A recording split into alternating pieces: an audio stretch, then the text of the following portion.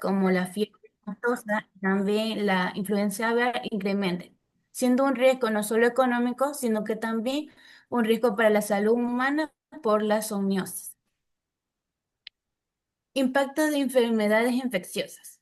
Las enfermedades transmitidas por los animales no solamente dañan la economía, sino que también son una amenaza constante para la salud humana y la seguridad alimentaria, debido a que estos patógenos evolucionan de una manera rápida y desarrollan resistencias ante los antibióticos.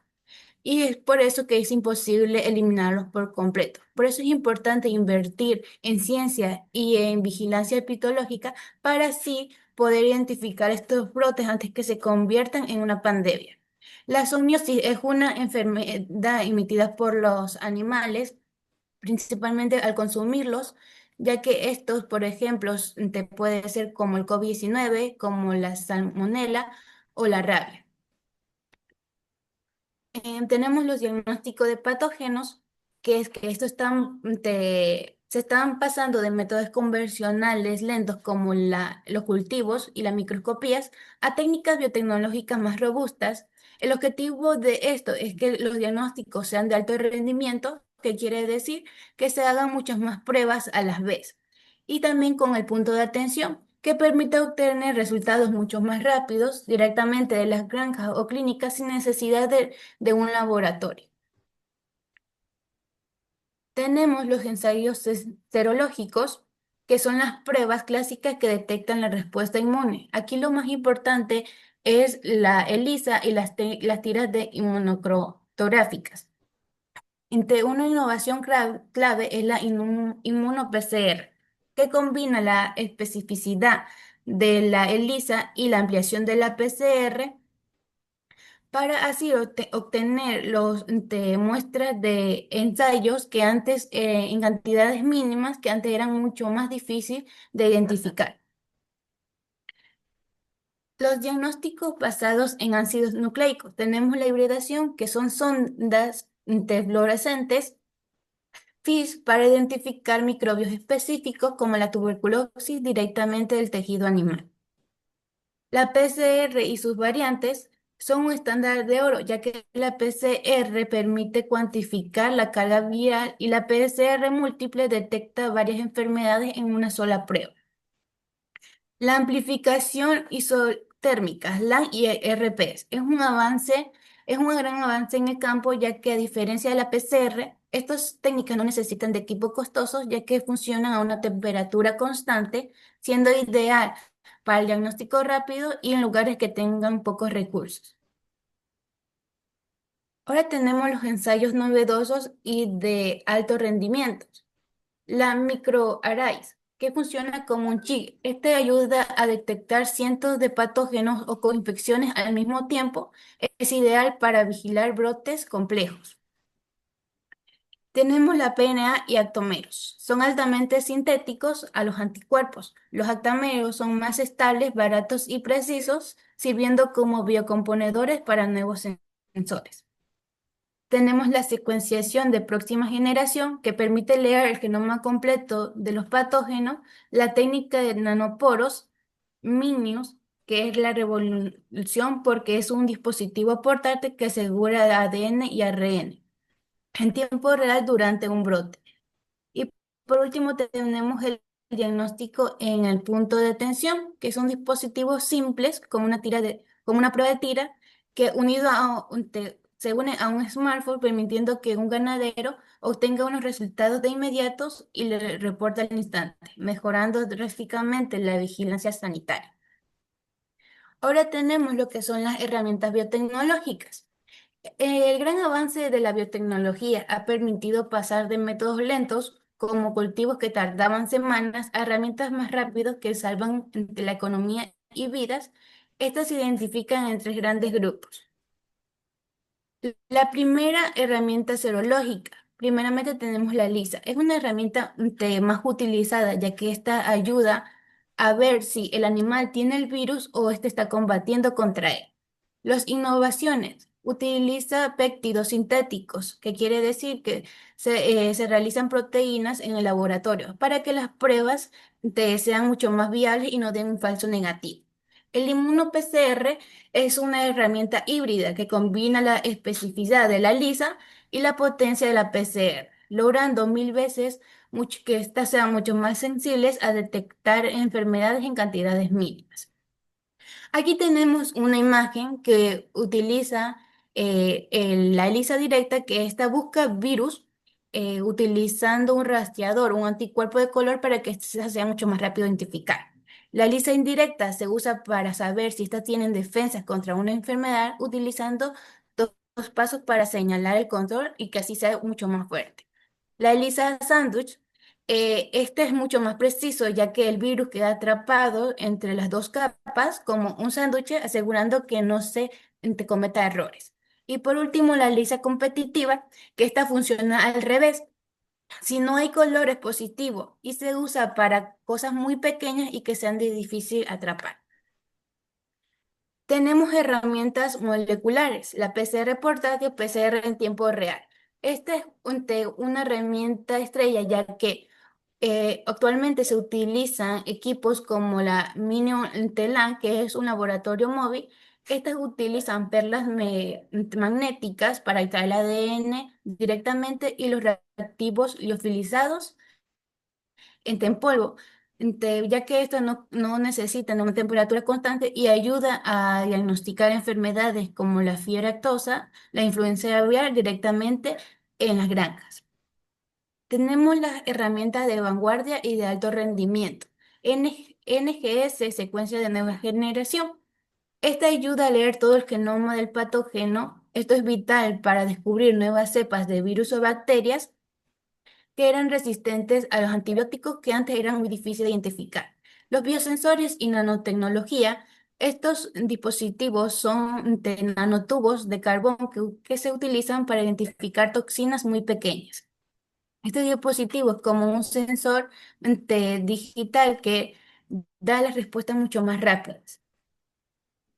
Y por último tenemos las conclusiones que frente a la amenaza global de enfermedades infecciosas y el cambio climático, la biotecnología se ha consolidado como el pilar fundamental para garantizar la seguridad alimentaria mediante el desarrollo de métodos diagnósticos rápidos, sensibles y precisos. El mayor avance radica en la transición de laboratorios lentos hacia herramientas de diagnóstico en el punto de atención, como la PCR portátil, las técnicas isotérmicas y los biosensores que permiten identificar patógenos críticos directamente en las granjas. Muchas gracias. Parece ciencia ¿Alguna ficción. preguntita? Jocelyn, parece ciencia ficción lo que nos acaban de narrar. Eso de aquí ¿cómo se llama?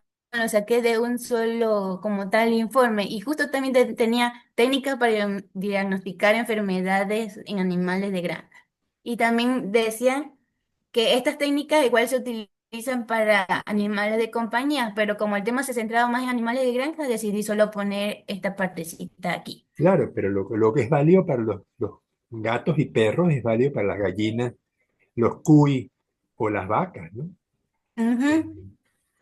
Es impresionante, realmente quedé impresionado con la narrativa, la exposición, por supuesto. Hay algunas pues que habría que detallar más para poder entenderlas mejor, pero no es la idea. La idea es que nos mostraras la diversidad de técnicas que existen en el mercado y sobre todo unas que mencionaste al final, donde tú detectas toxinas. No hace falta el ADN, hace falta la detección de la toxina asociada a un patógeno y hay Ah, unas... esta,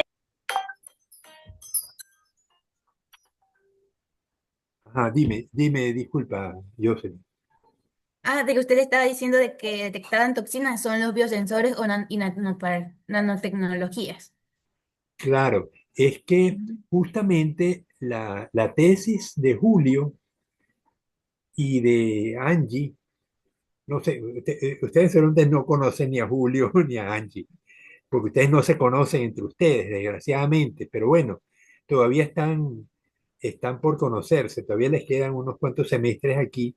Entonces, Julio presentó la semana pasada una tesis donde ellos van a colocar unas enzimas en un sensor que va a permitir detectar cuánta nitrógeno hay en el suelo.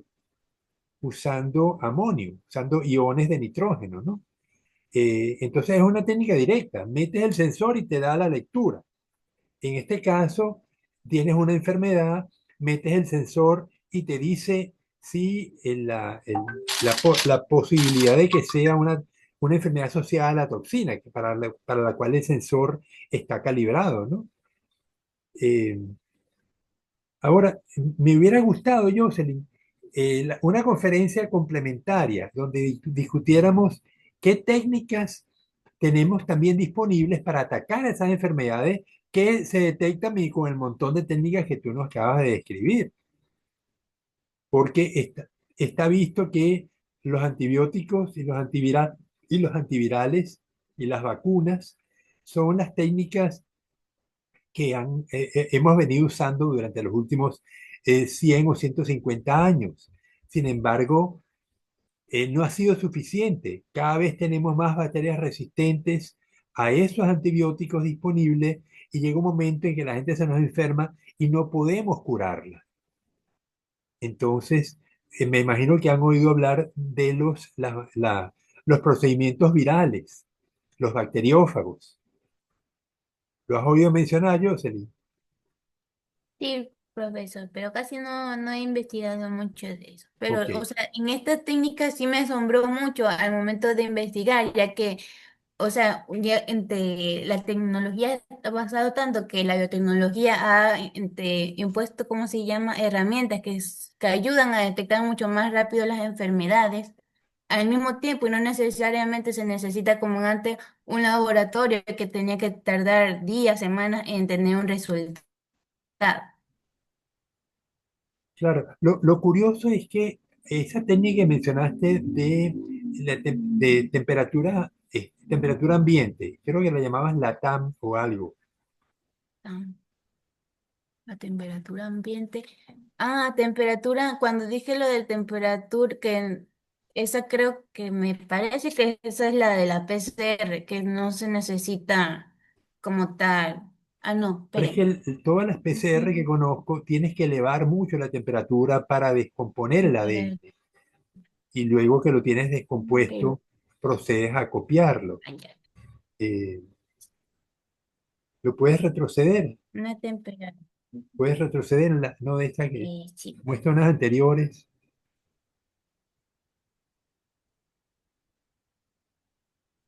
anterior a esa,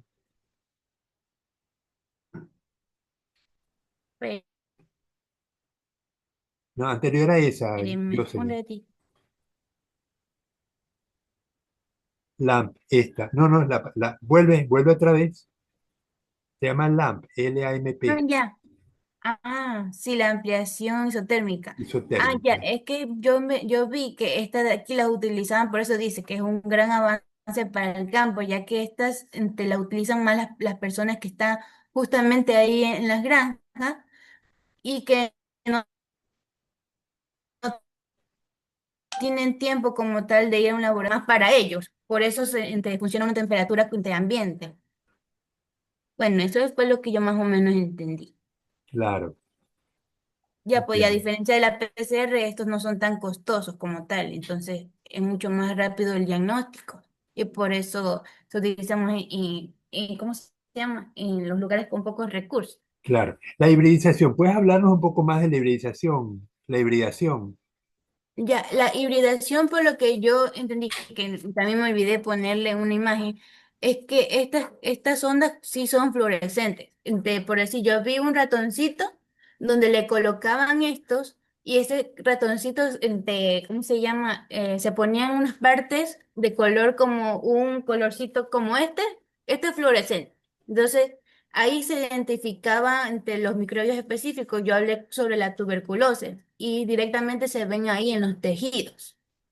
Creo que en biotecnología ambiental, el profesor Tellendre nos habló sobre que utilizaron una sustancia de un pulpo que estas se ponían en un cultivo y estas comenzaban a florecer. Si eso estaba así, es porque, ¿cómo se llama? Los microorganismos estaban bien. Si estas se apagaban es porque el agua estaba muy contaminada. Más o menos así Ya. funciona. Bueno, Estas se utilizan más para identificar estas las enfermedades. ondas en general son sustancias que se inyectan a un organismo y se consigue, es como una reacción antígeno-anticuerpo, como si fuera un ELISA, pero a nivel de todo el cuerpo, donde sí está presente el patógeno o las sustancias derivadas del patógeno, va a reaccionar, se va a unir con la sonda y va a dar un color o una fluorescencia. eh, Son bastante, es una tecnología ya tradicional, ¿no? Eh, bueno, Jocelyn, te agradecemos enormemente el esfuerzo puesto en mostrarnos todo este montón de variantes, de técnicas que existen para detectar eh, patógenos, eh, y igual que todos los demás exposiciones, van a estar expuestas en el aula virtual y va a ser motivo, va a haber preguntas del examen asociadas con las exposiciones. Esta clase queda grabada y tan pronto terminemos se las paso en forma de YouTube. Ok, entonces vamos, Muchas gracias, profesor. ya puedes quitarla. Ya.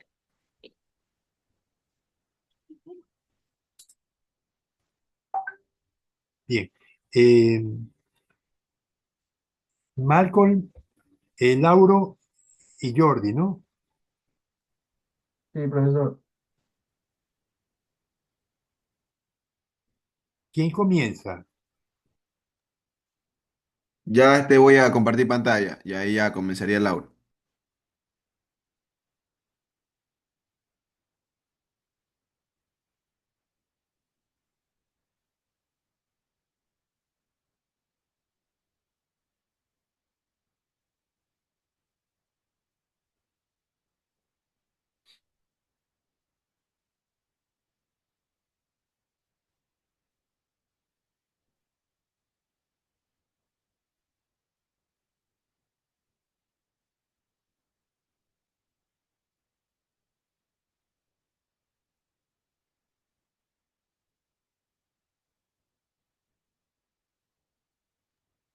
Creo que ahí está, ¿verdad? Me confirma ahí si se ve. ¿Sí? ¿Sí se ve? ¿Se ve Ok, grande? entonces, ya, listo, Malcolm, entonces ya. Malcolm está por ahí, pregunto, porque no sé.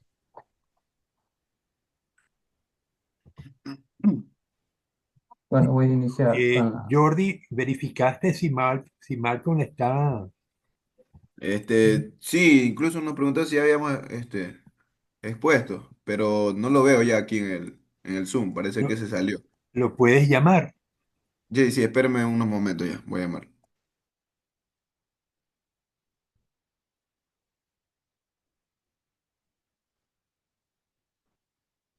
Lauro, ¿tú estás en Puerto Viejo o en dónde? Mi casa, Claro, pero tu casa es en dónde? o sea, Río Chico, a En 45, Río Chico, 40. en Río Chico, ok, ya, ya, ya. No, pensaba que estaba fuera de Manaví. No,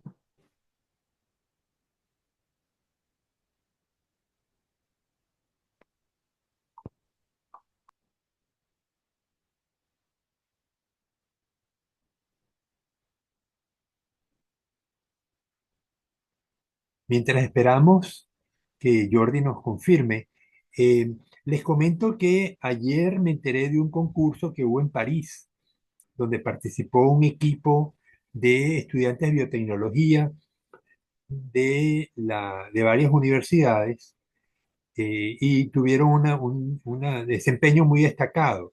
Ellos generaron unas vacunas que estaban basadas en probióticos. Y les voy a pasar la noticia, se las pongo en el chat para que lo vean. Le comenté al profesor Jendrik porque una de las universidades participantes fue la UTLA, de donde viene justamente Jendrik. La idea original provino de la SPAN, pero en la SPAN no había estudiantes participando. O sea, un profesor del SPAN fue el que propuso la idea y lo tomaron luego estudiantes de Yachay, de la ESPE de Quito, y bueno, van a leer la noticia. Es interesante el hecho de cómo los estudiantes se pusieron de acuerdo, cómo trabajaron en conjunto. Eh, Algunas reuniones fueron por internet, otras fueron presenciales, y al final pues presentaron su trabajo y tuvieron una posición muy destacada en la cual participaron pues muchas universidades del mundo, ¿no? No solamente de Ecuador. ¿No hay respuesta, Jordi? No, no responde, profe. No, y por último no le llegan ni los mensajes, capaz el celular se le apagó, se habrá quedado sin datos. Ya. Pero Jordi, ¿estás en capacidad de cubrir la presentación completa? Sí, sí, sí, con Lauro, los dos, sí. Bueno, entonces vamos a proceder. ¿Quién empieza? Yo inicio. Buenas noches, compañeros y profesor. Nuestro tema fue mosquitos genéticamente modificados como control de malaria. Los integrantes, pues, Jordi García, Malcolm Lucas, que no se encuentra, y mi persona. Como índice tenemos, como vemos aquí, introducción, métodos empleados, ejemplo, conclusiones y referencias. Los objetivos que se plantearon fue de comprender qué es el gene drive y cómo funciona en mosquitos, analizar su aplicación en control de la malaria, identificar sus principales beneficios y limitaciones. Tenemos como introducción, dice que el paludismo o malaria sigue siendo una de las enfermedades infecciosas más mortales del mundo, con millones de casos y cientos de miles de muertes cada año, especialmente en África. Las herramientas tradicionales, mosquiteros, insecticidas, tratamientos, se están volviendo menos efectivas debido a la resistencia biológica y comportamental de los mosquitos y del parásito. Por ello, se están desarrollando enfoques innovadores, entre ellos el uso de mosquitos modificados genéticamente con GenDrive para impedir la transmisión del parásito de la malaria o reducir la población de vectores.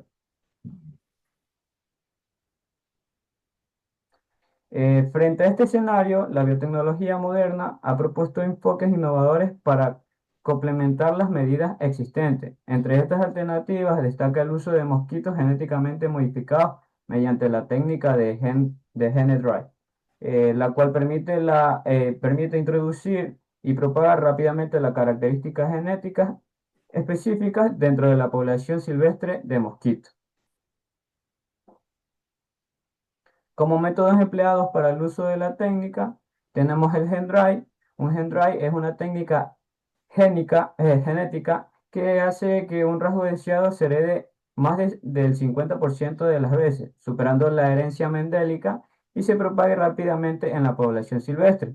Mediante esta técnica, un rasgo genético puede heredarse en más del 90% de los descendientes, lo que permite que se propague rápidamente dentro de una población natural incluso cuando dicho rasgo no ofrece una ventaja reproductiva del organismo. Bueno, nos preguntamos en sí cómo se implementa dicha técnica. Pues primero que nada se daría lo que es la modificación genética inicial, donde se injerta un gen que confiere una característica deseada, la cual en este caso nosotros buscamos es la capacidad, la incapacidad de transmitir dicho parásito en el ADN del mosquito. Luego otra sería el gen drive, que como ya se mencionó Lauro, con el CRISPR-Cas9, que se utilizaría esta tecnología para copiar ese gen modificado en otro cromosoma durante la reproducción de los mosquitos, logrando así que casi todos los descendientes, a partir de dicha modificación, puedan lograr dichos cambios. Otra parte también, si por siguiente, sería la de la liberación controlada, los cuales las generaciones modificadas de dichos mosquitos se realicen en poblaciones naturales para que el rasgo que se cambie no se propague de manera acelerada. Tenemos ahora lo que es unos ejemplos de dichos casos. Tenemos aquí el que es el proyecto de transmisión cero, el Imperial College London, el que desarrolla mosquitos con un gen que los hace incapaces de transmitir el parásito de la malaria y que con el Gen Drive puede asegurar dicha modificación para las generaciones futuras. Esto también ha construido infraestructura y ha capacitado a científicos locales para poder en dichas localidades como lo es Tanzania avanzar en la tecnología de Gen Drive. Tenemos ahora otro punto que sería el Target Malaria, que es un proyecto internacional, asimismo tratando del GenDrive, que es un consorcio centrado en modificar genéticamente dichas poblaciones para así controlar en la parte africana lo que es la malaria. También se dice que en el 2019 se liberaron mosquitos genéticamente modificados con el No Hand Drive en Burkina Faso, como fase inicial de dicho estudio y con un compromiso comunitario, es decir, siguiendo las normas necesarias para poder realizar dichos cambios. Por eso ahí viene la palabra target malaria. Tenemos ahora el estudio de laboratorios y los modelos empleados, que serían modelos matemáticos, los cuales muestran que los Drive también podrían reducir significativamente la abundancia de dichos vectores en dichos mosquitos, como lo es en el caso de las malarias. Y también se puede contribuir a lo que es la intervención con otros mecanismos, como podrían ser la vacuna o mosquiteros, especialmente en las zonas donde más se ve afectado, que es en el caso de África Occidental. Y en condiciones controladas también, el Gen Drives han demostrado que propagar modificaciones eficientemente y potencialmente podrían suprimir poblaciones objetivas de mosquitos. Es decir, que sí es efectiva. Podemos observar aquí una imagen donde se realiza el corte, que sería el CRISPR, donde se puede observar también el gen deseado y luego la conversión hacia el gen sería del mosquito al cual vamos a hacer reproducir ya con los nuevos genes. Ahora tenemos como conclusiones, los Gendrive modificados en mosquitos representan también lo que es una herramienta comprometedora y revolucionadora para combatir lo que es el paludismo, ocasionada por el mismo, por la malaria, con un potencial para reducir la transmisión de enfermedades de manera sostenida, es decir, de manera controlada. También proyectos como los que ya mencioné anteriormente, los de Transmisión Cero y Target Malaria, están también liberando lo que es las grandes investigaciones, combinando ciencia, regulación y diálogo con comunidades locales.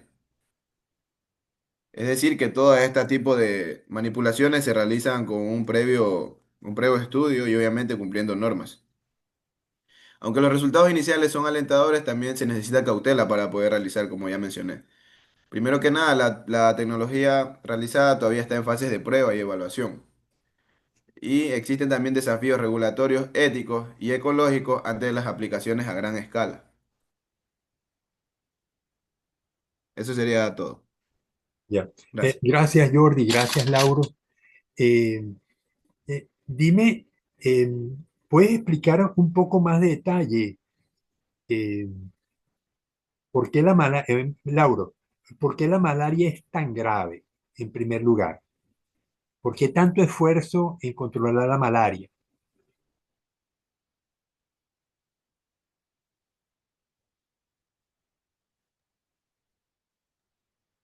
Bueno, primero, bueno, antes de contestarle la pregunta, voy a hablar sobre el funcionamiento básico. Se dice que se utiliza el sistema como el CRISPR-Cas9 para controlar el ADN del cromosoma homólogo y reemplazarlo. Eso está más o menos como la imagen que yo le estaba explicando, asegurando casi al 100% la descendencia que herede el gen modificado. En sí esto crea un impulso genético que se hace que se expanda en pocas generaciones, incluso si el gen no ofrece ventajas evolutivas. Pero ya va, ¿puedes mostrarle? La pregunta era distinta, Lauro. Sí, sí, yo sé, Eh, pero Primero, con respecto ponernos en contexto por qué debemos luchar contra la malaria. en sí, viéndolo tanto, bueno, como en las clases de biótica, en sí se debería tratar la malaria por el hecho de que hay muchas muertes, miles de muertes en la zona de África, en donde prácticamente no hay el uso adecuado de tanta medicación, por así decirlo. Claro. Y no solamente en África, Lauro, Claro, sí, en en América muchas partes. también. En Venezuela se había controlado la malaria, pero por deficiencia en el control de los zancudos, la malaria otra vez volvió. Inclusive, algunos de mis familiares contrajeron malaria en Cumaná, la ciudad donde yo vivo, en el oriente de Venezuela. La malaria suele ser un problema de los campos y ahora la tenemos en las ciudades. Entonces, cuando construyeron el canal de Panamá, Lauro y Jordi, no podían avanzar porque era tal la cantidad de obreros que morían, que se quedaban sin personal para poder avanzar con el canal. sea, la situación es, ¿a quién no lo pica un zancudo? Es El problema prácticamente, es por los vectores, o sea, y la rapidez de propagación que tiene. O sea, ese sería, yo creo que uno de los grandes problemas. Por eso se quiere erradicar. claro, pero tú necesitas tratar, por una parte, los insectos, el vector, y por otra parte, los pacientes. La malaria es un protozoario, un apicomplexo, que invade el glóbulo rojo y lo hace reventar, lo hace explotar. Cada Claro, y uno de esos, ocluye a otros vasos sanguíneos en órganos vitales también. perdón, no te oí, Lauro, dime de nuevo. Que también, aparte de destruir los glóbulos rojos, obstruye los vasos sanguíneos en otros órganos. Sí, sí, claro, pero provoca una debilidad general, la gente se ve pálida, por eso se llama paludismo, porque destruye los glóbulos rojos, pero eh, tenemos varios frentes y es justamente lo que quería enfocar, que explicaran mejor qué significa el proyecto Transmisión Cero y el proyecto Target Malaria. Eh, ¿Cómo logramos que no se transmita el zancudo, que no se reproduzca el zancudo? Ahí Lauro empezó a explicar y creo que tenía que mostrar una imagen, Lauro. ¿Cuál es el proyecto de transmisión cero? Sí, Eso lo explicó Jordi. Yo bueno, expliqué el cualquiera gen. de los dos. Lo importante es entender cómo se logra que el zancudo no se reproduzca. Ah, yo dije que utilizando el sistema de Creepy-Cas para cortar el ADN en un cromosoma homólogo y reemplazarlo con una secuencia deseada. Bien, pero eso no, eso te da esterilidad. O sea, casi al 100% se puede dar el gen modificado. Ya. Yo recuerdo que entre las posibilidades de acción estaba el generar machos estériles, irradiando machos. Eso no involucraba modificar genes, involucraba destruir genes usando, usando elementos eh, mutagénicos, ¿no? De tal manera que tú liberabas masivamente machos estériles, las hembras copulaban con esos machos estériles y no producían descendencia. Eso es un frente de trabajo, eh, lo cual significa liberar machos estériles por toda la zona de distribución, la zona geográfica de distribución de los zancudos. Pero luego está el otro proceso, que es el que ustedes mencionaron, donde tú haces que el zancudo sea inmune al parásito.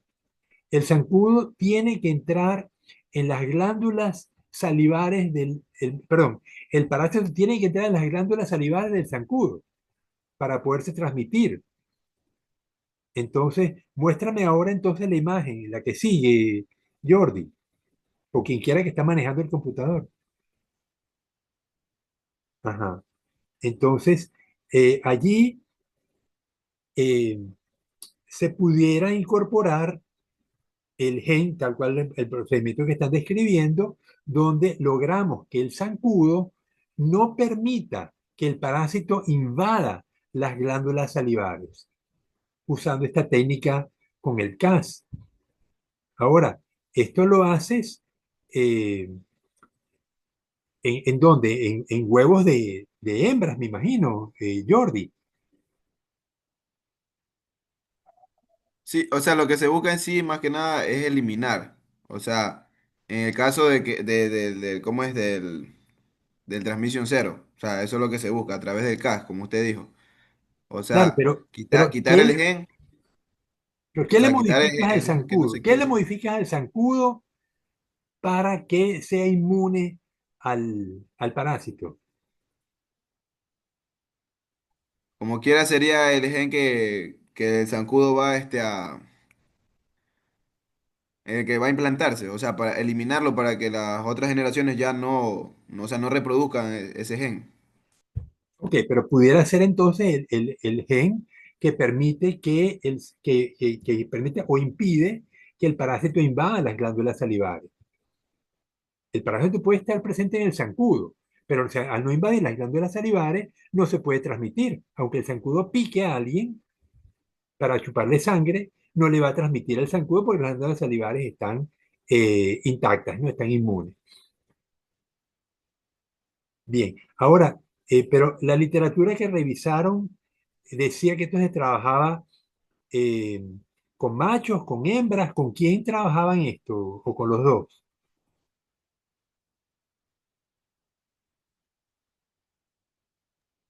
Trabajaban más que nada eran con las hembras, o sea, porque ellas tenían reproductibilidad de los huevos, pues. Claro, claro. O sea, tú puedes tener entonces toda una generación de hembras genéticamente modificadas que las vas a reproducir masivamente y las vas a liberar. Ya. ¿Sabes si esto llegó a aplicarse, Jordi o Lauro? O sea, se hizo de manera controlada y como ya vio al final las conclusiones, o sea, dichos proyectos eran proyectos que más que nada se realizaron en África y tuvieron que realizarse cumpliendo normas, o más que nada la bioética, cumpliendo dichos parámetros, más que nada preguntando a la población si podían realizar Claro, dichos cambios. pero ¿sabes si lo llegaron a probar? Se llegó a probar. Pero no sabes los resultados. No. Ok. Bueno, nos deja con la incógnita, Jordi y Lauro, pero bien interesante la exposición y las técnicas, ¿no? Y de nuevo, es una de las enfermedades más terribles que existen en el planeta y sobre las cuales hemos tenido, pues, muy poca posibilidad de gestión, desgraciadamente, ¿no? Eh, Saben que en los años 40, ¿cómo la controlaron, Jordi? Retrocede 180 años atrás,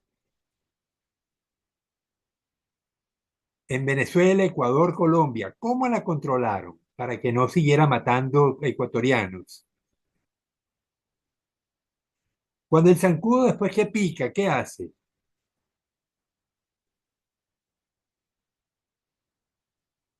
Se pone en la pared porque está golpeado. Se para en la pared y ahí permite eliminar líquido, que es lo que le impide volar, porque la sangre tiene mucha agua. Entonces él concentra el agua con la cual se alimenta, concentra los sólidos con los cuales se alimenta y el agua la expulsa. Entonces, como está parado en una pared, el uso de DDT funcionó muy bien porque fumigaban las paredes y acababan con las poblaciones de zancudo masivamente. Entonces, en esa época, hace 60 más 20, 80 años atrás, esta técnica funcionó. Pero ¿por qué tuvimos que dejar de usar DDT?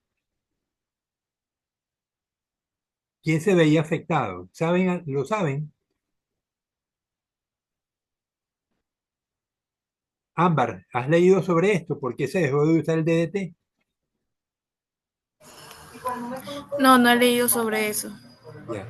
Bueno, los pájaros empezaron a morirse porque la glándula que calcifica los huevos de los pájaros se ve afectada por el DDT y los pájaros empezaban a ser huevos frágiles y empezaron a desaparecer muchísimas especies de pájaros.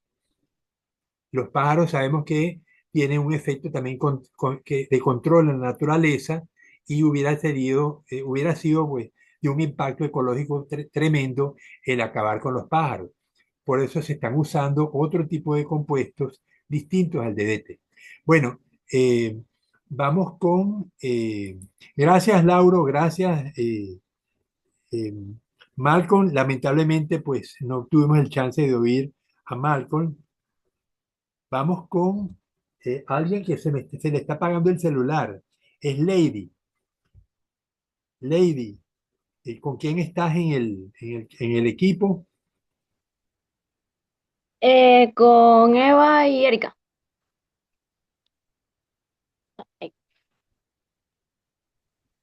Yo voy a compartir pantalla. Ajá, ¿quién? ¿Evelyn o Lady? Eva. Evelyn. Evelyn va a compartir pantalla. Bien. Sí. Em, tararán, tararán.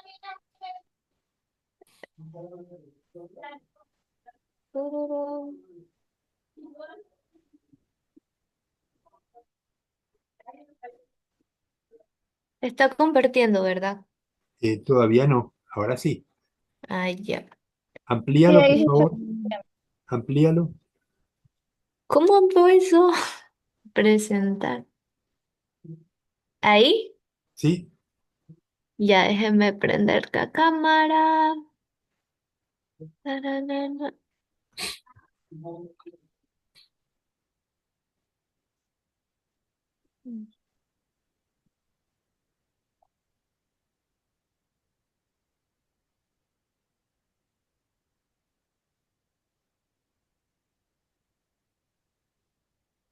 Ya. ahí tenemos a Erika Arteaga, Evelyn Marcillo y luego dice señora Álvarez. Es que Eso es Canva, Canva cambia las palabras. correcto. Lady Álvarez, ¿no? Ha traducido. Bueno, vamos, señora Álvarez. ¿Quién, quién empieza? Buenas, empiezo yo. Mm, Buenas noches, compañeros. Nuestro tema a hablar es sobre la totipotencia celular y cómo debemos entenderla. Bueno, siguiente. Sabemos que la totipotencia representa el nivel más alto de lo que es la totipotencia celular. Bueno, de la potencia celular. Una célula totipotente tiene la capacidad de poder generar todos los tipos de celulares de organismos, así como la estructura extraembrionaria necesaria para el desarrollo embrionario. Por ejemplo, la placenta. Esto significa que una sola célula totipotente puede dar origen a un individuo completo y viable. Siguiente. En el concepto de totipotencia hablé sobre lo que es la potencia celular. Entonces, bueno, podemos decir que la potencia celular se define como la capacidad que tiene una célula para poder diferenciarse en uno o varios tipos celulares. Esta capacidad es máxima en las primeras etapas, ya que el desarrollo embrionario, bueno, en las primeras etapas del desarrollo embrionario, y va disminuyendo esta progresivamente conforme las células se vayan especializando y vayan adquiriendo funciones específicas. Se dice que esto es clave para la formación ordenada de tejidos y órganos y también los que son sistemas.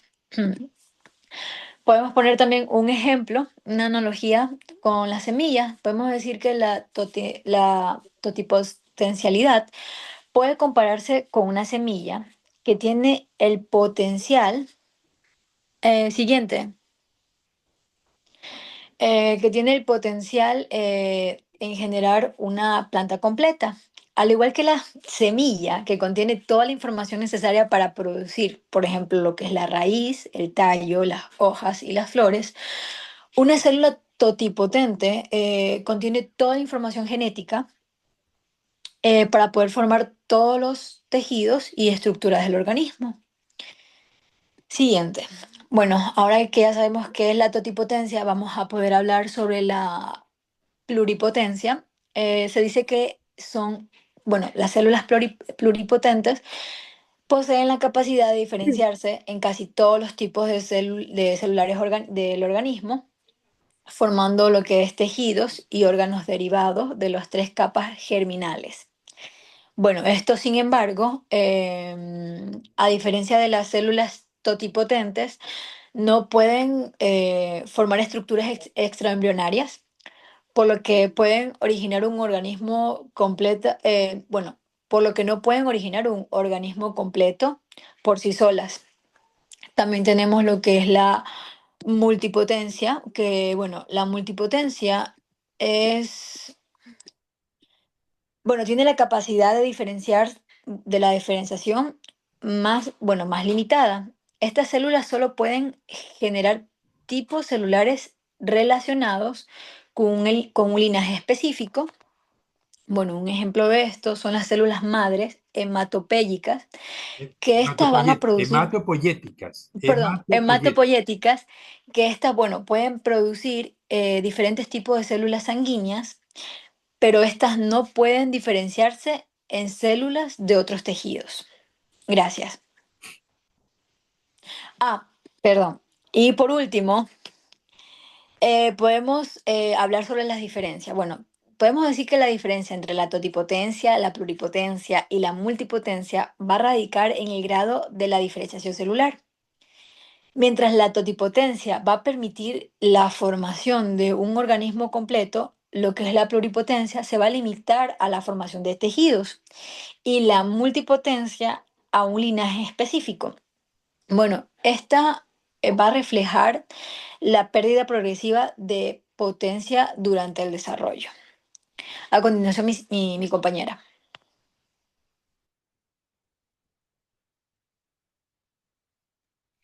Yo les voy a hablar acerca de la ocurrencia en etapas tempranas del embrión, que es cuando se forman de 4 a 8 células.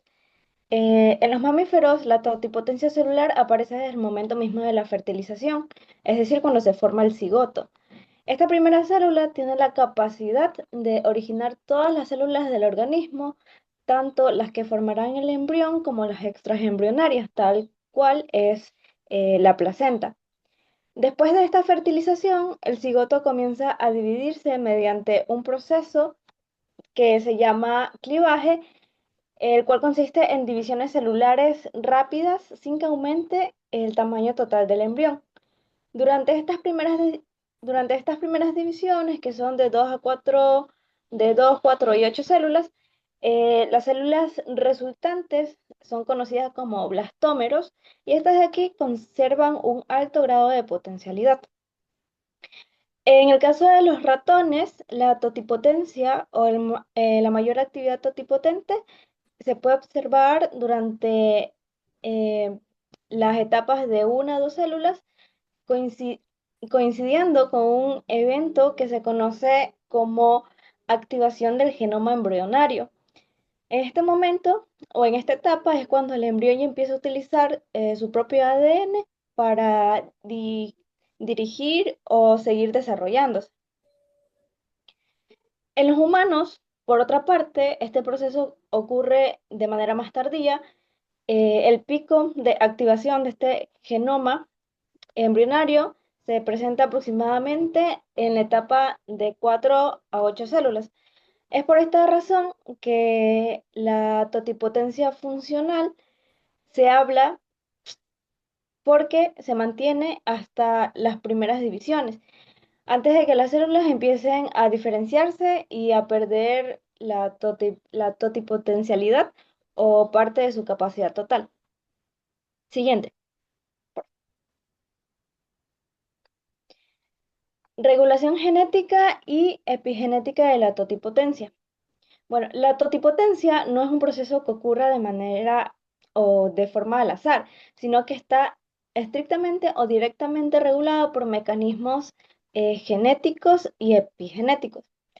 Desde el punto de vista genético, existen redes de transcripción formadas por factores activadores y represores, los cuales estos controlan qué genes se pueden expresar y cuáles se mantienen silenciados durante las primeras etapas del desarrollo. Estos factores aseguran que el programa de activación del genoma se active o se lleve de manera ordenada. Bueno, en cuanto a la regulación epigenética, aquí se producen cambios químicos, los cuales no alteran a la a la secuencia del ADN, sino que altera al funcionamiento del mismo. Entre estos procesos de regulación epigenética tenemos lo que es la metilación del ADN, las modificaciones de las histonas y también la reorganización de la cromatina de las células. Estos mecanismos permiten que ciertos genes que son necesarios para la totipotencia se encuentren de manera accesibles, mientras que otros permanezcan bloqueados, como mencioné al principio. Además, intervienen procesos post-transcripcionales como el splicing alternativo y sistemas de remodelación de la cromatina, los cuales facilitan una reprogramación del estado celular durante las primeras divisiones embrionarias. Siguiente.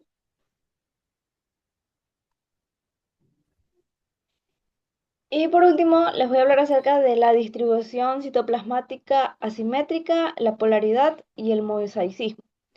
Bueno, durante las primeras divisiones del embrión, no todas las células reciben exactamente los mismos componentes del citoplasma. Ocurre algo que se llama distribución asimétrica de factores maternos, como ARN, proteínas y orgánulos, entre estos los blastómeros. Esta distribución desigual puede generar polaridad celular, es decir, que las diferencias internas que predisponen a algunas células eh, a seguir ciertos destinos específicos más adelante. Aquí podemos mencionar dos conceptos importantes que son el mosaicismo y la regulación. El mosaicismo propone que cada blastómero tiene un destino celular determinado desde etapas muy tempranas debido a factores citoplasmáticos que recibe, mientras que la regulación hace o sugiere que estos blastómeros se pueden ajustar su destino según la posición y las señales que reciben del entorno embrionario, es decir, señales del exterior. En los mamíferos tempranos, estos dos modelos coexisten. Algunas células mantienen la totipotencia por mucho más tiempo, mientras que otras comienzan a perderla, dependiendo de la localización o de las señales que éstas reciban. A continuación, Eva.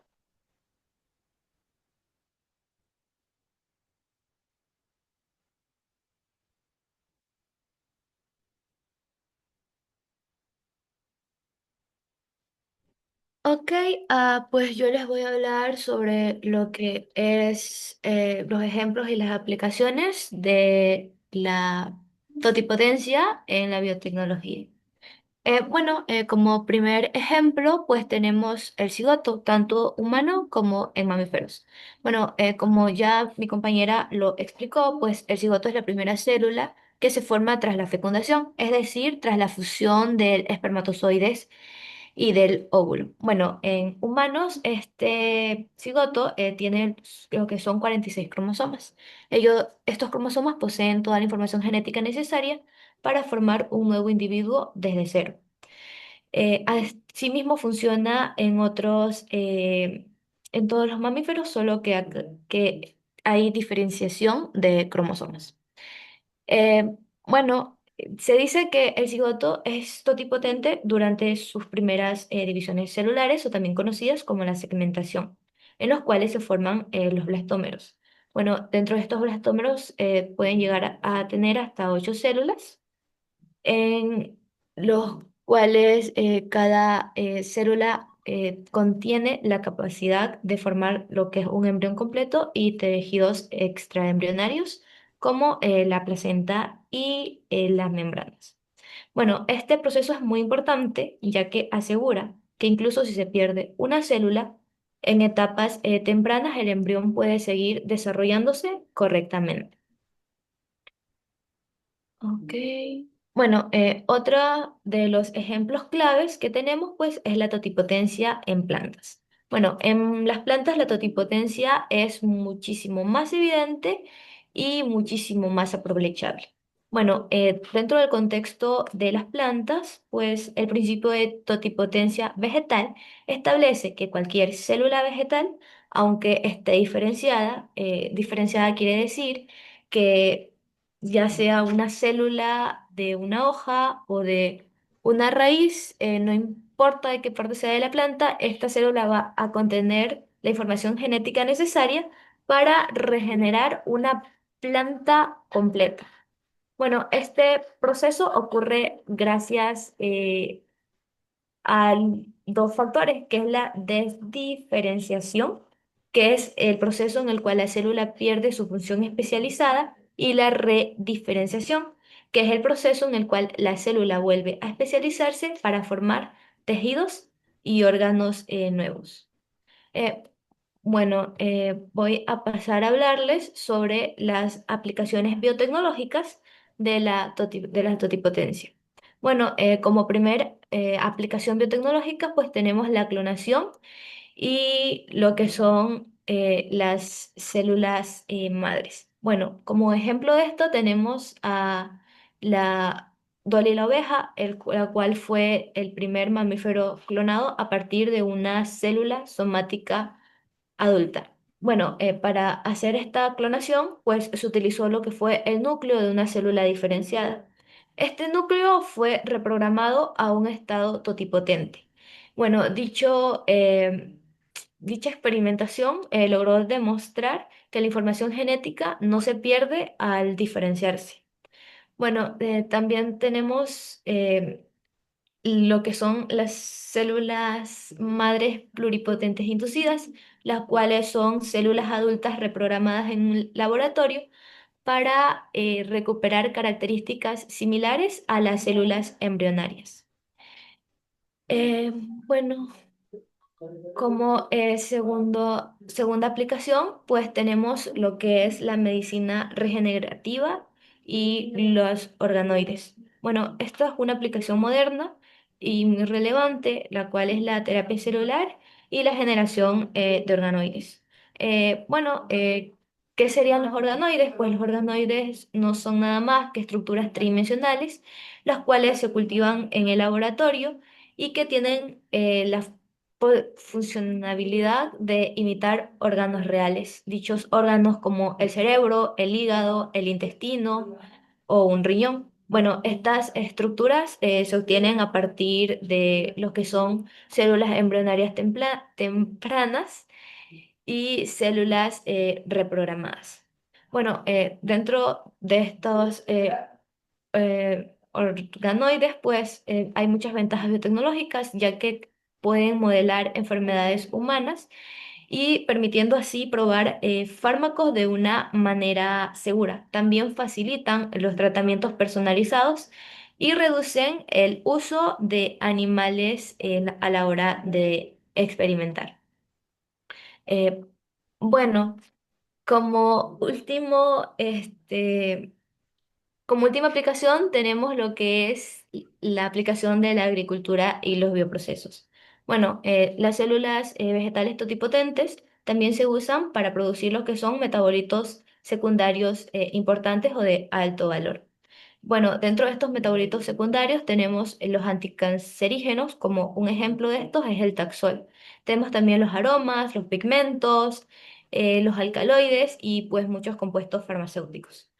Estos cultivos celulares pueden escalarse en bioreactores o fermentadores, integrando así lo que es la totipotencia en procesos industriales. Ok, y ya para conclusiones, pues tenemos que la totipotencia revela uno de los principios más asombrosos en la biología, ya que este nos indica que la vida puede surgir a partir de una sola célula. Este concepto es el que en sí explica lo que es el origen y el desarrollo de los organismos. Y además también cuestiona la idea de que la diferenciación celular implica de una pérdida de potencial. En resumen, la totipotencia demuestra que la especialización es un proceso de regulación y de expresión genética, más no de una limitación irreversible. Es muy importante comprender la totipotencia, ya que eh, es demasiado. A ver, perdón, me perdí. Es muy importante comprender la, la totipotencia, ya que esto nos ayuda a recordarnos que el desarrollo de la vida es un resultado de un equilibrio, tanto de la información genética como el control celular y las condiciones ambientales adecuadas. Gracias. Ya. Gracias, Lady, Evelyn Marcillo, Erika Álvarez, corríjame si tengo los nombres de ustedes correctos. Lady Álvarez, ¿verdad? Sí, Evelyn Marcillo y la última compañera que habló es Evelyn Andrea Marcillo. No, ok. Tengo una mezcla de nombres acá y tengo miedo de poner las A notas a ver, quien no somos corresponde. Lady Álvarez, Erika Lady Álvarez, Arteaga y Evelyn Marcillo. ya va. Lady Álvarez, la segunda que habló es Erika Arteaga. Erika yo, yo, Arteaga. yo, No, yo no, la le supe. primera en hablar fue Lady, la segunda fue Erika. Erika No, al revés. Arteaga. Ajá. Y La luego Evelyn segunda Marcillo fue fue la última que habló. Yo Sí, fui y yo. segunda. Ok. Bien, bien. Eh, Me pareció fantástico la exposición, mucho más amplia de lo que esperaba originalmente. Eh, Tú dices que podemos hacer organoides, Lady Evelyn. Sí. Explícame cómo es eso. O sea, pudiéramos tener un hígado para alguien que tiene cirrosis hepática, Ujú. Se puede producir en lo que es dentro del laboratorio. Estos organoides son, como dije, estructuras tridimensionales que cumplen la función o que simulan la función de un órgano real. Y pero, bueno, ok, Lady, perdón, Evelyn, yo entiendo que tú puedes agregar células hepáticas que las colocas dentro del hígado y ellas pueden diferenciarse en células hepáticas porque tienen multipotencialidad. No va a generar hueso, no va a generar tejido conectivo, va a generar hígado. Pero de ahí yo entiendo que reponer trozos de hígado, pero reponer el hígado completo. bueno, la verdad que es que no leí mucho, pero, o sea, en sí se utilizan más para simular y hacer experimentación en laboratorios, ya que estos se utilizan para probar medicinas y cosas así, y no utilizar tanto a los animales.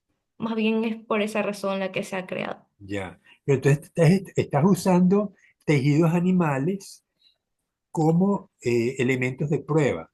O sea, tú lo Ujú. tomaste de un animal, lo multiplicaste en un medio de cultivo adecuado, como cuando fuimos al laboratorio de cultivo de tejidos vegetales. Tú fuiste también, ¿verdad, Evelyn? El semestre pasado, Tejidos en biotecnología marina, fuimos al laboratorio de cultivos de tejidos vegetales, en Lodana. ¿Sí o Creo no? que sí, la de la señora que nos... Macía, la Sí, sí, profesora de sí, pelo gris. sí, sí, ella, Ok. Ellos en donde producen se clones. generaban las plantitas a partir de Eso células mismo, eso diferenciadas mismo. de...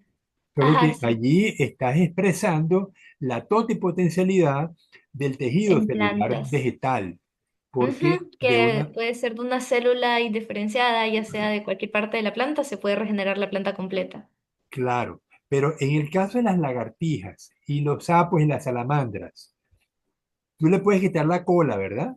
y se regenera. Y se regenera la cola. Le quitas la pata y se regenera la pata. Creo Pero que no, nada. pero estamos hablando de individuos evolutivamente primitivos, los reptiles.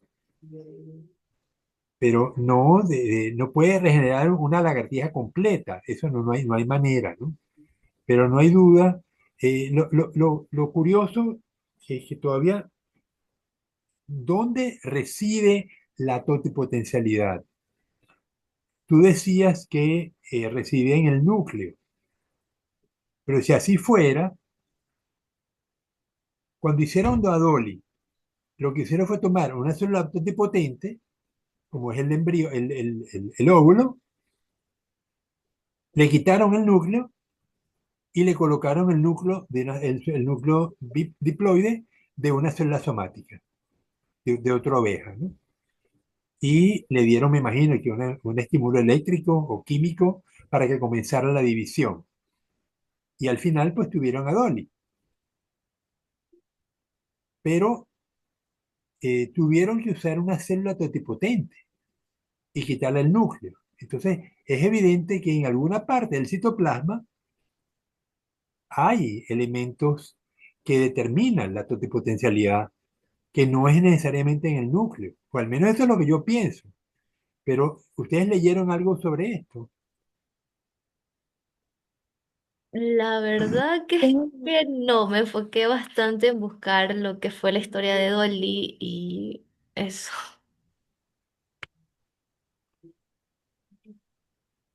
Sí, porque es que si tú usas la célula somática solamente te puede reproducir tejido somático, tejido si es de piel, más piel, si es hígado, más hígado, si es estómago, estómago, eh, pero no te produce la oveja completa. Pero la célula totipotente, que como es el óvulo, te reprodujo la oveja Dolly completita. Ujú. Entonces, ¿qué papel juega el Justo la citoplasma? reprogramaron, o sea, reprogramaron las células justo en o sea, para recuperar lo que fueron las características parecidas a una célula embrionaria, ya que ellas sí son totipotentes. Pero por eso será un célula embrionario, será un óvulo.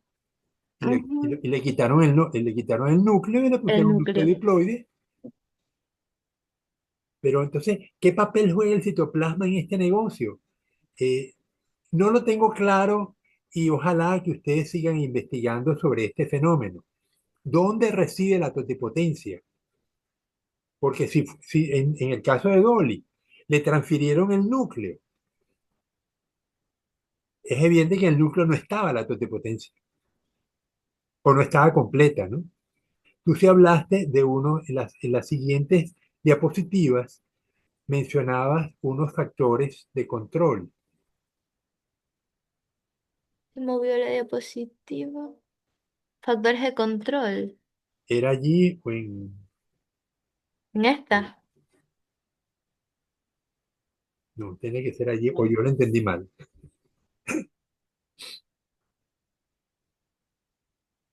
Bien, bueno, eh, bien. Bueno, de todas maneras, quedó claro los tres conceptos de totipotencia, pluripotencia y multipotencia, cómo progresivamente se va perdiendo en la medida que las células se diferencian, pero la tecnología de células madre está eh, utilizando cada vez más. Lástima que no nos hablaron más sobre esto. Eh, Erika, ¿tú leíste algo sobre la tecnología de células madre? Le comento que no, pero usted dice aquí dónde radica la totipotencia y una de las compañeras hablaba sobre el cigoto, entonces yo creo que radica ahí, en lo que es el cigoto, porque ahí se supone que está el genoma completo de lo que es las células embrionarias. No sé si estoy equivocada. No hay duda que el cigoto es totipotente, porque el cigoto deriva de la primera edición. Las primeras 8 células, según ustedes acaban de describir, son totipotentes. Después de las primeras 8 células, ya la totipotencialidad se pierde, pero persiste la multipotencia, la pluripotencia. Sí, eso explicaba la compañera que puso después de mí sobre el cigoto. Ya. Pero en el caso de las células madre, se derivan de los cordones umbilicales de los niños. Eh, Me gustaría conocer más sobre cómo se emplea, en qué consiste la técnica de las células madre. Yo entiendo que si yo tengo, ¿dónde tengo yo células madre? En mis huesos, algunos tejidos que están en reproducción, pero ¿cómo uso yo las células madres que derivo de un hospital? Si son células de una persona externa a mí, ¿de qué me pueden servir esas células a mí? Pero bueno, esto es un tema que no lo vamos a agotar esta noche, pero sí se los traigo a colación, porque es un tema demasiado importante y que tiene que ver con lo que ustedes acaban de exponer. Bien, ¿hay algún seminario que quede pendiente? ¿Alguien falta por exponer? Sí, nosotras. Ajá. ¿Nosotras es quién? Ámbar, Gaby y Angie. Ámbar, Gaby Y Angie. y Angie. Ámbar Dayanara. Sí, pero necesito Sí. los apellidos.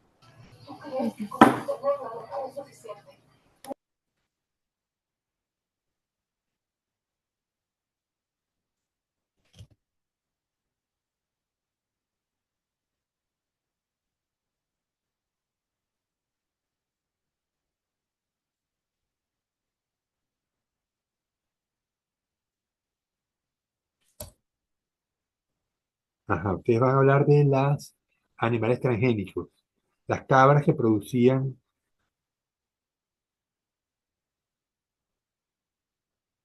no la tela de araña, que eso ya no lo hablaron sus compañeros, sino alatrín.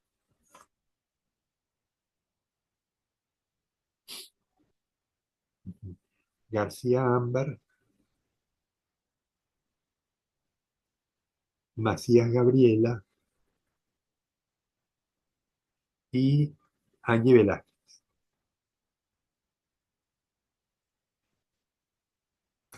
Bien, ¿quién empieza? Angie. Yo. Empieza Angie Lisbeth. Sí,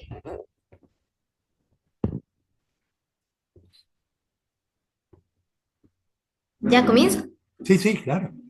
Ok, muy buenas noches con todos y con todas. A continuación, nuestro grupo eh, expondrá nuestro tema que como tal se titula Animales transgénicos como bioreactores. Esto enfocado en la producción de agentes de coagulación en humanos con cabras. Mi grupo está conformado por García Ámbar y Macías Gabriela. Ahora, ¿a qué nos referimos con animales transgénicos como bioreactores? Nos referimos a esto de tal manera porque como tal actúan como fábricas vivas de medicamentos complejos que son difíciles de sintetizar en laboratorios convencionales. Esto permite como tal una producción más segura, más eficiente y económica de fármacos biotecnológicos. Aunque ya sabemos que existen bacterias y levaduras que ya se utilizan para, por ejemplo, fabricar insulina o interferón, muchas proteínas humanas requieren modificaciones un poco más complejas que solo se pueden, que mamíferos pueden como tal realizar. Es por eso que como tal las cabras transgénicas se han convertido en un modelo ideal.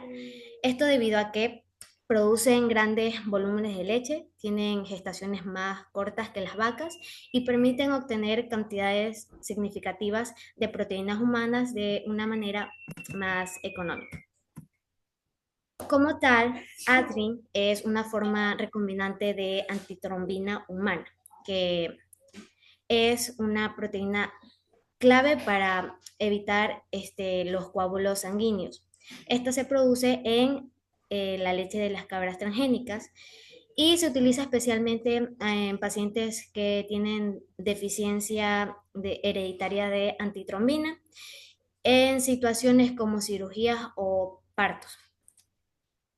Como tal, este fue el primer medicamento aprobado en Estados Unidos por la FDA en el año 2009 y en Europa por la EMA en el 2006.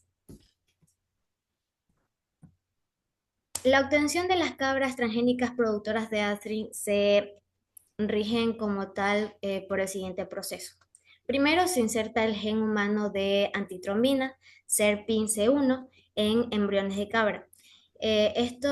Aquí se utiliza un promotor de caseína que dirige su expresión hacia la glándula mamaria.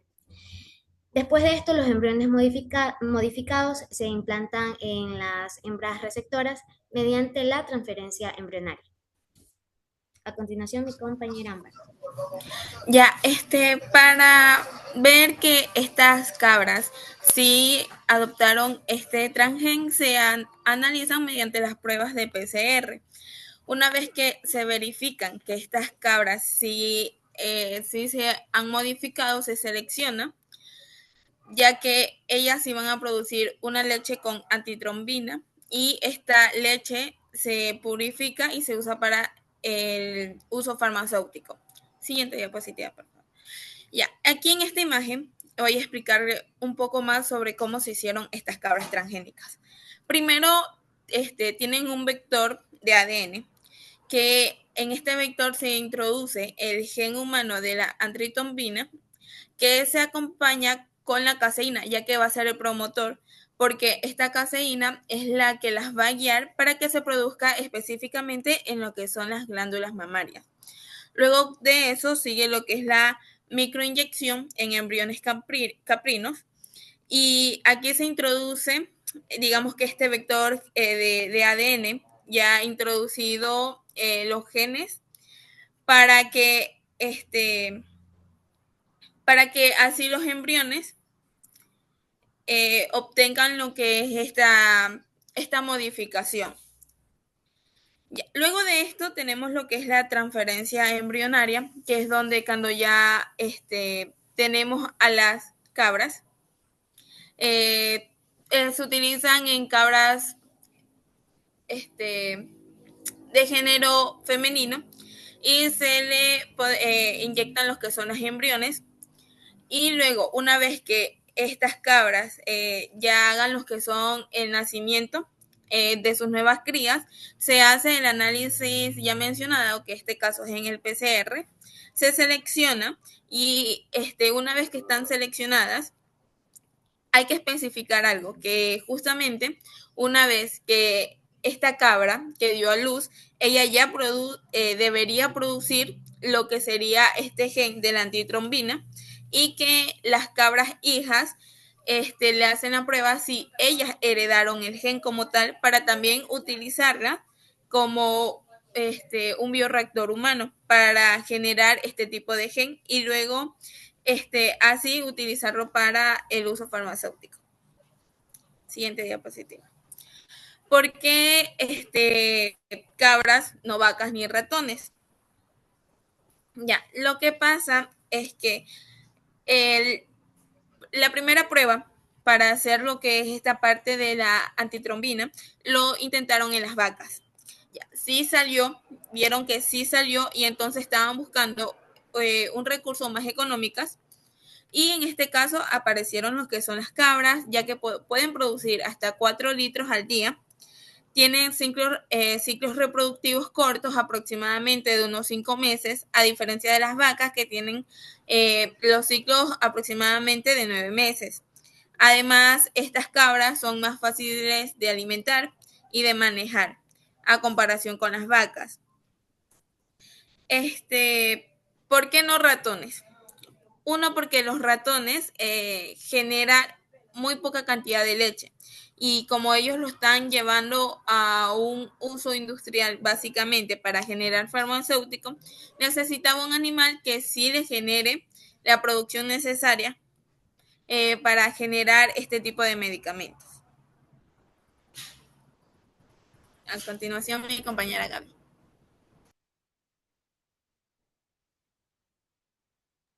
Ya, la TRIN o la antitrombina recombinante, como ya se mencionó antes, esta se le suele administrar a pacientes con riesgo elevado de trombosis. Además, su uso variado en se lo usa en cirugías, en partos y en tratamientos de fertilidad, siendo así una alternativa más segura que la antitrombina derivada del plasma humano con menor riesgo de contaminación viral. Una granja farmacéutica. La idea de una granja farmacéutica consiste en aprovechar las diferentes especies transgénicas para producir fármacos de manera sostenible. Además, no solamente las cabras han sido usadas como bioreactores, sino que cada animal aporta diferentes ventajas que se les suelen usar. Por ejemplo, las ovejas. Las ovejas han sido modificadas para producir factores 8 y 9 que son esenciales para pacientes con hemofilia. Además también de producir enzimas alfa-1 antitripsina empleada contra la epidemia de heritaria. Los conejos, aunque no son utilizados normalmente en estudios, pero es debido a sus ciclos reproductivos rápidos que se lo han podido usar para producir anticuerpos y proteínas inmunorreguladoras para terapias inmunológicas. Las vacas destacan por su capacidad de producción de leche. En un experimento se pudo demostrar que una vaca produjera insulina humana en su leche, demostrando así su potencial al fabricar hormonas y anticuerpos a gran escala. En conclusión, los animales perdón, aunque estos avances son impresionantes, también existen pues desafíos éticos y regulatorios, porque al producir fármacos en animales transgénicos se deben cumplir estrictos estándares de seguridad y eficacia. Por eso, aunque todavía existen debates acerca del bienestar animal, sus beneficios son potenciales y son enormes. Por ejemplo, se podrían obtener medicamentos más accesibles, tratamientos a enfermedades raras y existe la posibilidad de salvar más vidas. Por eso, los animales transgénicos permiten producir fármacos humanos complejos de forma eficaz, eficiente, segura y escalable. En el caso de la TRIN, demuestra el potencial de las cabras como bioreactores para generar proteínas terapéuticas en su leche, dando paso a esta tecnología para nuevos tratamientos accesibles, personalizados y sostenibles, como es la biotecnología moderna. Gracias. Ya, gracias, Ámbar, Gabriela y Angie. Está muy linda la exposición. Les pregunto, ¿por qué usaron cabras hembras en lugar de usar cabras macho en la generación de las cabras genéticamente modificadas? Es porque ellas tienen la capacidad de reproducirse y generar leche al momento de que se reproducen, y no solo eso, sino que tienen, digamos que un 2 por 1, porque en sus crías también van a generar este gen insertado en la cabra. Pero cuando estuvimos discutiendo con Franklin, con Kenia, con Karen y con John Kevin acerca del toro Herman, discutimos un montón de animales transgénicos y casi llegamos a la conclusión de que era más fácil producir la transgénesis en machos que en hembras, porque tú podías diseminar con mucha mayor facilidad el semen de esos machos. Sin embargo, no es el caso en el estudio que ustedes desarrollaron. Yo creería No, también. porque también los estaban buscando que generen leche. El macho no puede generar leche como tal, al menos no en esa gran cantidad. Bueno, no puede producir leche. Punto. El macho no produce leche, pero eh, quizá una razón no es que el macho tiene el cromosoma X y el cromosoma Y, el macho tiene ambos cromosomas, la que está frita es la hembra, que tiene cromosomas X nada más. Entonces, si yo le asocio eh, estas modificaciones genéticas al cromosoma X, se lo podrá transferir a las hijas, a algunas hijas, pero si se lo pongo al cromosoma Y, estamos fritos, porque ninguna hija va a tener la modificación genética, ¿no? En uno de los artículos que estuvimos leyendo, salía que, por ejemplo, si la cabra obtenía una cría macho y este macho se reproducía, sí había una posibilidad de que él transfiera, al menos a uno de sus hereditarios, este tipo de gen. Aunque no lo habían comprobado, lo habían dejado como una hipótesis de que sí se podría hacer, porque digamos que el estudio solamente la dejaron con las cabras y específicamente solo seleccionaban las cabras hembras porque les resultaba mejor para ellos. Claro, pero no me niegas, Ámbar, que la posibilidad de reproducir semen, congelarlo y distribuirlo por todo un planeta es mucho más sencilla y mucho más abundante que producir óvulos. ¿Cuántos óvulos me puede dar una cabra? Así como las vacas, con suerte me da 30, pero con el semen yo puedo producir millones. Y a fin de cuentas lo que necesito para una inseminación artificial son unos cuantos millones, ¿no? Pero bueno, vemos que es un tema muy interesante. Cada vez tenemos más el uso de animales transgénicos como bioreactores y cada vez tendremos más. Eh, Ojalá que ustedes puedan involucrarse en un futuro en este tipo de tecnología. Lamentablemente no tenemos empresas que trabajen en esto y que permitan hacer pasantías.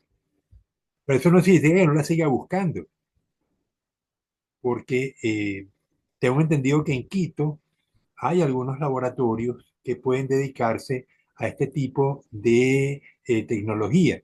Y yo confío que poderlos exponer a ustedes en estos avances, no solamente en los seminarios que han resultado ser tan interesantes como hoy con lo que hoy concluimos, sino yo necesito que ustedes lo vivan como profesionales, porque el pasante realmente es un empleado del laboratorio sin sueldo, ¿no? Pero por lo menos vive el día a día de una empresa y es la idea que tenemos los profesores, que las pasantías sean una introducción de ustedes al campo laboral y que también les permita tener un sitio donde tocar la puerta a la hora de ya tener el título. Miren, hablando de qué nos queda pendiente en la asignatura. Y con esto terminamos el tema 4, pero recuerden que tenemos pendiente una visita a Lodana, al hato bovino, donde vamos a hacer un proceso de inseminación artificial a tiempo fijo. Yo le volví a preguntar al profesor Macías, que es el encargado de la reproducción bovina, y me dijo que él nos va a informar. Espero que, pero ya no lo que nos quedan son la primera semana de enero, porque la segunda ya tenemos los exámenes. Eh, Vamos a ver si tenemos la suerte de poderlo hacer.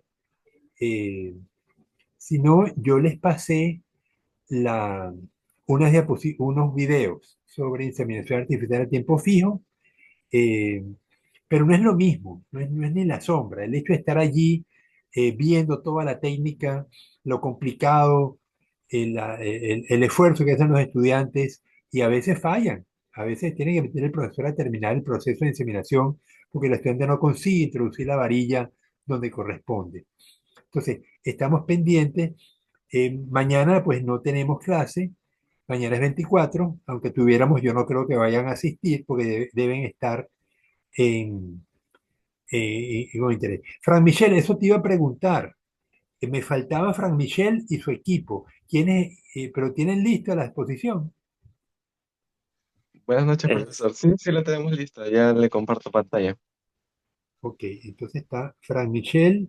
¿Quién más? Luis Basurto y Nicole Rodríguez. Luis Basurto, Fran Michel y el tercero, Nicole Rodríguez. Nicole.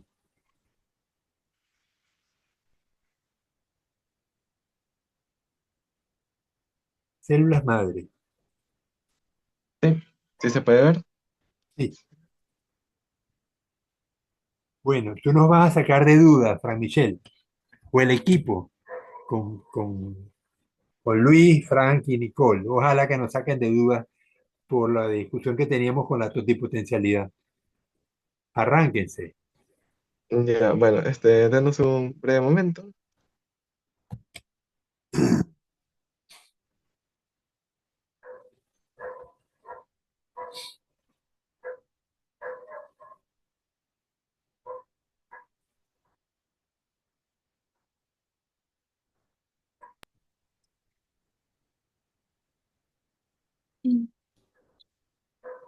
Buenas noches, profesor y compañeros. Nosotros vamos a exponer sobre el uso de las células madre en reparación de órganos.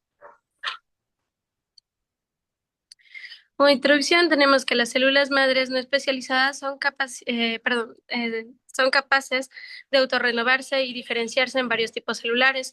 Para la medicina veterinaria, las más usadas son las mesenquimales, que están en adiposas, médula ósea, la placenta y el cordón umbilical, por su facilidad de obtención y propiedades inmunomoduladoras y reparadoras. También permiten desarrollar terapias para la reparación tisular, reducir la inflamación y también mejorar la recuperación funcional de las enfermedades que afectan la productividad.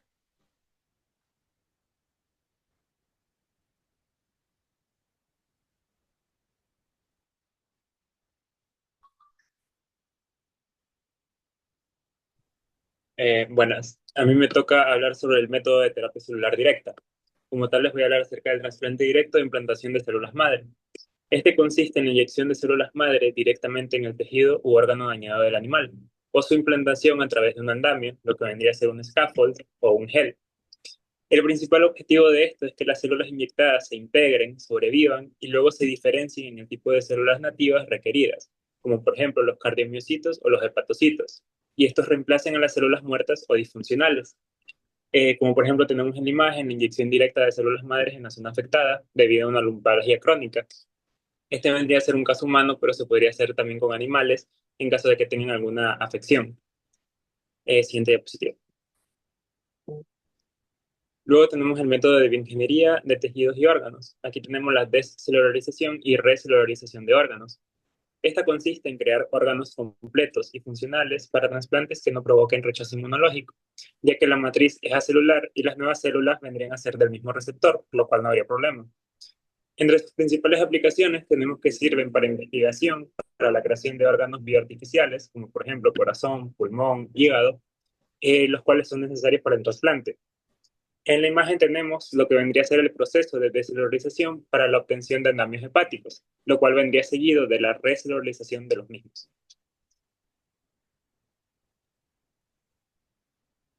Bueno, y ahora pasaremos a hablar de los ejemplos. Y como primer ejemplo tenemos el poder que poseen las células madre pluripotentes inducidas en, o también llamadas iPSCS, en los rumiantes. Estas células madre pluripotentes van a ser obtenidas a partir de células somáticas, las cuales van a ser reprogramadas. Una vez obtenidas las células pluripotentes, se van a realizar los estudios para justamente evaluar la pluripotencia que éstas posean. Asimismo, se van a hacer estudios toxicológicos y se van a caracterizar para entender y comprender cuáles son las distintas especies que vamos a tener. Mediante técnicas de ingeniería genética, tales como la CRISPR, vamos a editar su genoma. ¿Para qué? Para poder, mediante la transferencia nuclear, insertarla en los organismos de intereses. Esto va a ser complementado junto con blastocitos. ¿Y qué vamos a obtener con esto? Pues bueno, vamos a obtener animales transgénicos, los cuales van a poder tener aplicaciones para la agricultura, van a tener una genética mejorada, asimismo van a tener una resistencia ante distintas enfermedades, así como podemos inducirlos a que produzcan proteínas recombinantes e incluso nos sirvan como bioreactores in vivo, así como ya lo hemos visto en grupos anteriores que han mostrado dichos ejemplos. Y no solo esto, también podemos obtener animales quimera, en los cuales pueden ser quimeras interespecies de animales propios, o también pueden ser quimeras las cuales nos ayuden a producir o a obtener órganos humanizados. Y no solo podemos obtener esto con las células madre pluripotentes, sino que también las podemos, mediante diferenciación, guiarlas hacia tres posibles futuros, los cuales son la agricultura celular, que viene a ser para la obtención de carnes limpias. Esto es decir, se van a cultivar las células en el laboratorio para producir productos justamente animales. Asimismo, se pueden derivar a las células para que éstas se vayan siendo más específicas y nos ayuden a obtener ya sean órganos o distintos tejidos. Así nos pueden ayudar para la reparación de tejidos dañados. También tenemos la obtención de, bueno, la derivación de las células hacia células germinales. Es así como podemos obtener, pues, células las cuales nos pueden ayudar para la fertilización in vitro, nos pueden ayudar a obtener justamente mejoras genéticas, podemos conservar ciertos mapas que posean organismos de intereses, y tenemos también la opción de justamente crear modelos embriónicos o también justamente investigar los fetos. Como siguiente ejemplo tenemos aquí una pequeña imagen en la cual tenemos la ruta de trabajo con las células madre mesenquimales en el ganado bovino.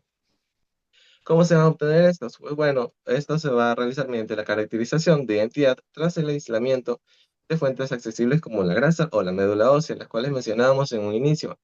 ¿Por qué se utilizarían estos? Porque son de fácil acceso. Estos van a pasar por distintos procesos, por ejemplo, en procesos donde vamos a tener marcadores positivos y negativos para poder asegurar una buena calidad de las células y que sean implementadas de manera correcta. Asimismo, también se van a tener pues los cultivos para poder obtener las unidades formadoras de colonias y también se van a tener en cuenta los tiempos de reproducción que posean estas. ¿Y cuáles son las posibles aplicaciones de esto? Pues bueno, podemos tener la manipulación de la productividad. Asimismo, tenemos aplicaciones biotecnológicas para la reproducción animal. Podemos tener tratamientos para enfermedades tales como la mastitis. Tenemos justamente recursos genéticos mejores incluso. Y como ya se ha mencionado y ya se ha mostrado, pues para la producción y reparación de órganos afectados por distintas enfermedades u otros factores. Asimismo, otras de las enfermedades que también se podrían tratar usando estas células madre mesenquimales podría ser la diabetes incluso.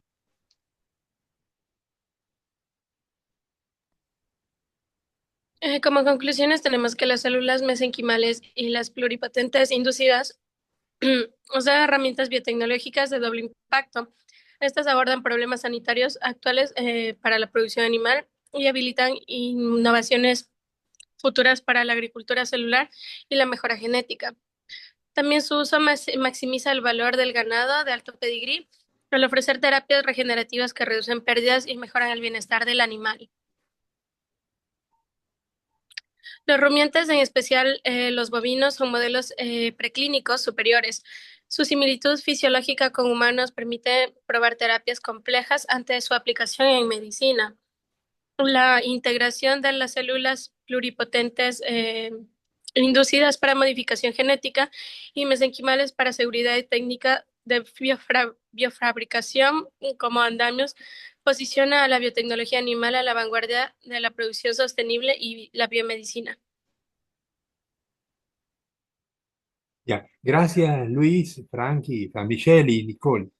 Eh, eh, si entendí bien, si yo lograra tomar una célula madre de cualquier sitio, muestra la segunda, Nicole, la segunda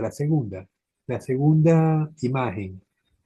En la introducción, Eh, es que ahí es donde dicen adiposa, no, la segunda, la anterior, introducción. la introducción, sí, la anterior, la anterior. Sí, Ok, adiposas en la médula ósea, en la placenta, el cordón umbilical. ajá. Entonces, pero claro, el cordón umbilical de una persona adulta no, ya no lo puedo obtener, pero sí tengo las células adiposas, tengo células de la médula ósea, de la placenta, pues menos aún. Pero, ¿qué puedo hacer con esas células madre para producir hígado? Tengo una persona que tiene cirrosis hepática. ¿Puedo yo producir un nuevo hígado con esas células madre de la misma persona?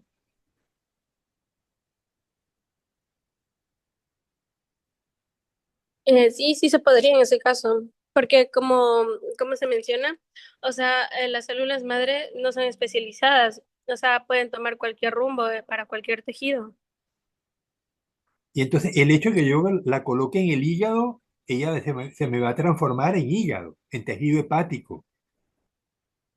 Sí, Es lo que se entendió de la conferencia de ustedes. ¿Se ha usado para esto? Creo que Luis habló sobre esto. Basurto. Pues se han tenido distintos avances a nivel de laboratorio y ciertas aplicaciones todavía no es como que están ya al público, por así decirlo. Ya. Pero También está el hecho de que, por ejemplo, en una de las principales aplicaciones, al menos en los métodos de ingeniería de tejidos y órganos, es la creación precisamente de órganos bioartificiales, entre los cuales pues estaría el hígado. sí, claro, estoy usando el hígado como ejemplo, pero es que me parece, de nuevo, estas exposiciones de ustedes parecen ciencia ficción, ¿no? Solo que ustedes están describiendo la realidad, hasta dónde hemos llegado en la biotecnología para curar enfermedades que hasta ahora permanecían incurables. Eh, Ahora, mencionaba Luis o Fra Michel que una de las ventajas de usar células madres propias es que son del mismo individuo, él no las va a rechazar. Exactamente, son precisamente, pues vendría a ser un tipo de célula nativa y puede reemplazar a las células muertas o disfuncionales. Ahora, Aparte de que la matriz, pues vendría a ser acelular y como las nuevas células serían del propio receptor, no habría ningún tipo de rechazo. pero, Fran Michel, habría que hacer una transformación, así como estaba describiendo Nicole, de las células madres inducidas. Claro, pero eso serían exactamente las pluripotentes inducidas, que sería para la creación de otros tejidos de diferentes órganos, porque así por sí solas no se pueden crear. Si es que se lo coloca, por ejemplo, en un hígado, no se pueden transformar automáticamente. Pero se entendió que tenemos dos tipos de células madre. Sí, los mesenquimales y las células pluripotentes inducidas. Ajá, ¿y cómo las induces? Creo que Luis habló de eso. Sí. ¿Puedes repetirlo, Luis? Sí, nos podemos basar aquí junto con la imagen. Básicamente se pueden inducir a partir de la reprogramación de las células somáticas. Las reprogramas.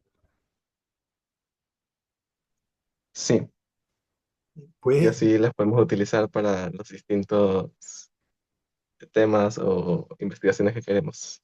pero, ok, Luis, pero danos más datos. No es magia. De alguna manera tú logras transformar la célula que es somática, una célula de piel, por ejemplo, la conviertes en célula madre inducida. Pero, ay, ¿cómo la induces? Bueno, esta inducción se puede dar por distintos métodos. Aquí sí no llegué a investigar más, pero sí tengo a la mano de igual manera los artículos, por si desea. Ok, pero es una transformación tipo modificación genética o no, o simplemente hace una transformación a nivel de la epigenética, haciendo cambios en el ADN, pero no en los genes mismos. Claro, en este caso sería epigenética. Ya la parte genética ya sería para la parte donde se implementan las técnicas como las CRISPR para editar justamente el genoma de estas células madre pluripotentes inducidas. Ya.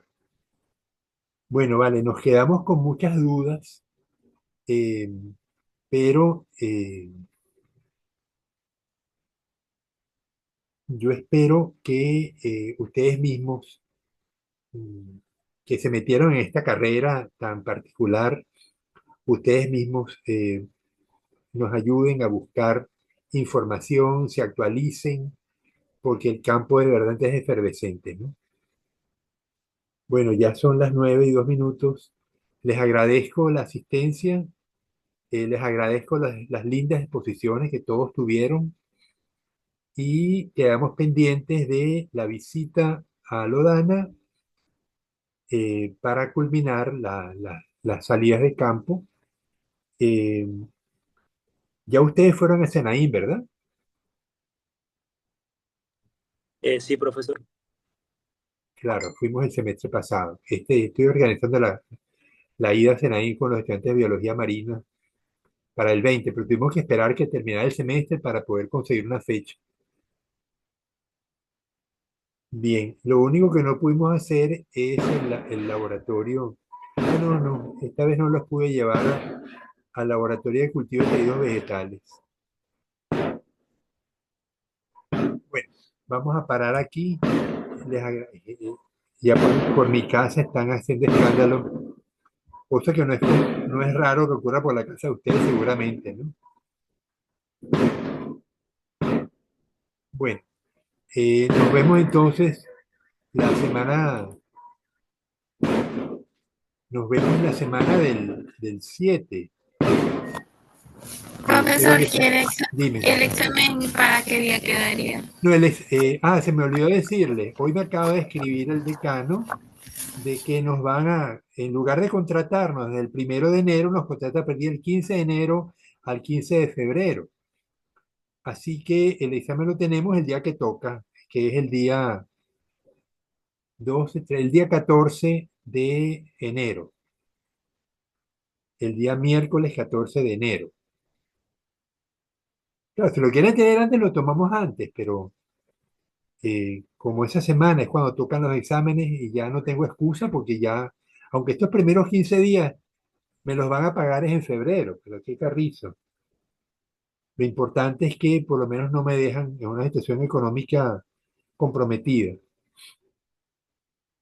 y podemos seguir trabajando, aunque lo que nos queda es una semana nada más, ¿no?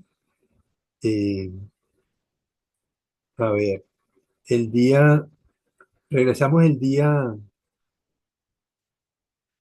5, el día miércoles 7 nos vemos. Yo creo que esta semana a lo mejor tenemos la visita a Lodana, tengo que pedir el bus y el día miércoles 14 tenemos el examen. Entonces no hay por qué cambiar las fechas.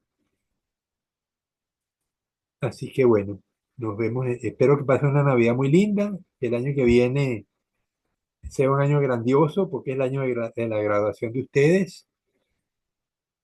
Eh, están en séptimo. Sí, sí, el año que Sí, en séptimo. ustedes se gradúan en febrero del año 2027. Así que veré a los ingenieros con sus títulos de biotecnólogos de este numeroso grupo, el más numeroso de la facultad, por cierto, de la carrera. Bueno, vamos a parar aquí. Buenas noches. Eh, ya les paso la grabación para que la tengan en su registro. Eh, si me falta alguna de las ponencias, yo se las voy a pedir, pero yo creo que ustedes me las mandaron todas. Hasta luego, felicidades, despídense. Gracias, Hasta profe. luego, Feliz profesor. Navidad y Año Chao. Feliz Nuevo. Navidad. Gracias, Igualmente, Hasta lindo, luego, profe. profe. biólogo, Feliz gracias. Navidad. Buenas noches. Feliz Chao. Navidad.